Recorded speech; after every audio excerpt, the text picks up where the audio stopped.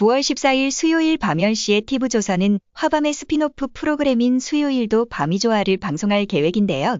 화요일은 밤이좋아를 화요일에 방송하고 재방송도 아닌 새롭게 편성하여 그 다음 날인 수요일에 트로트 방송을 또 한다는 겁니다. 트로트 수요가 폭발하여 긴급 편성하는 걸까요? 이유는 수요일 동시간대에 방송되는 MBN 우리들의 트로트의 타격을 주려는 거 아니겠어요? 평상시 예능 프로그램을 편성할 때는 타 방송사에서 같은 시간대에 무엇을 방송하는지 사전에 충분히 검토하여 성격이 비슷한 프로그램은 서로 겹치지 않게 하여 본방송에도 이익이 되게 하면서 타 방송도 배려합니다. 그렇기 때문에 수요일인 14일과 21일 연속으로 같은 시간대에 성격이 같은 프로그램을 편성했다는 것은 노골적으로 타격을 주어 데미지를 입히겠다는 의도를 가졌다고 짐작할 수뿐이 없습니다. 서혜진 PD 그룹이 빠져나가면서 준 타격이 TV조선 측에 얼마나 컸으면 쫓아가며 회방 놓는 것 같은 느낌이 드는데요. MBN은 단지 공급받아 방송하는 것뿐인데도 직접 회방받는 모양새가 되었습니다. 9월 7일 수요일 밤 10시부터 TV조선에서 방송한 추석 특집 송가인 2022년 전국 투어 콘서트 때만 해도 단순한 추석 특집이라 생각했었는데요. 수요일 같은 시간대에 연달아 트로트 방송 편성을 보면서 의도가 있을 것이다라고 생각했습니다. 회방받는다고 느낀 MBN이 적극 대응한다면 종편끼리 선의의 경쟁을 넘어 진흙탕 싸움으로 번질 가능성도 배제할 수 없게 되었습니다.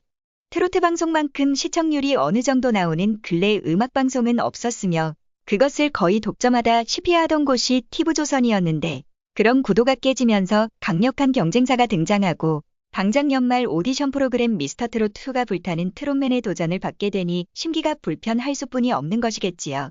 사랑하던 사람끼리 헤어지면 대체로 상대를 서로 저주하기보다는 성격 차이라고 둘러대며 마무리가 되지만 비즈니스가 걸린 일이라 열불이 터지는 것처럼 표출이 되는 것 같아요. 대체로 열을 많이 내는 측이 지는 법입니다.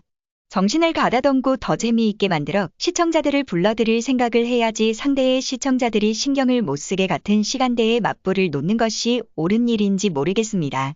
같은 날, 같은 시간대에 같은 성격의 방송을 하는 이유도 MBN 트로트 방송 시청률을 떨어뜨려서 기선을 뺏기지 않으려는 속셈이 있는 것이 아니겠어요? 이러한 회방이 트로트 팬의 확충에 도움을 줄까요? 같은 시간대에 채널 선택권도 제한하는 처사가 오히려 역효과를 불러오는 건 아닌지 염려됩니다. 트로트의 수요와 저변 확장에 영향을 미칠지는 모르지만 고래 등 싸움의 새우 등 터진다고 뮤지션들에게도 악영향을 미칠 가능성이 높습니다. 인기가 많은 사람들에게는 상관이 없으나 중간급의 뮤지션들에게는 영향이 미칠 수 있지요. 반대편 방송사 출연자는 배제 대상이 된다든지 시청자들의 편가르기 대상이 될 가능성도 높고 팬들끼리 경쟁이 더욱 가열될 우려도 있습니다. 현재 어느 측이 유리하다고 예측하기는 쉽지 않지만 중년 이상 장년 노년의 여성들이 주로 트로트를 좋아한다는 점을 고려한다면 MBN 트로트가 약간 불리하다고 볼 수 있는데요.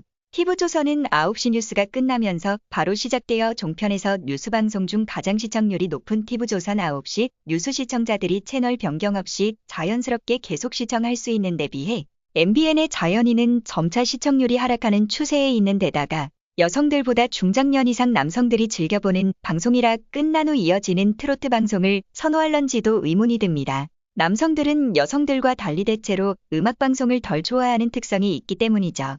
그것이 트로트라 할지라도 별반 크게 다르지 않습니다. 음악을 좋아하는 전체 대중의 10% 정도만 트로트를 좋아하고 그 중에 80% 이상이 여성들인 점을 고려한다면 어떤 식으로 방향을 설정해야 하는지 참고할 수 있습니다.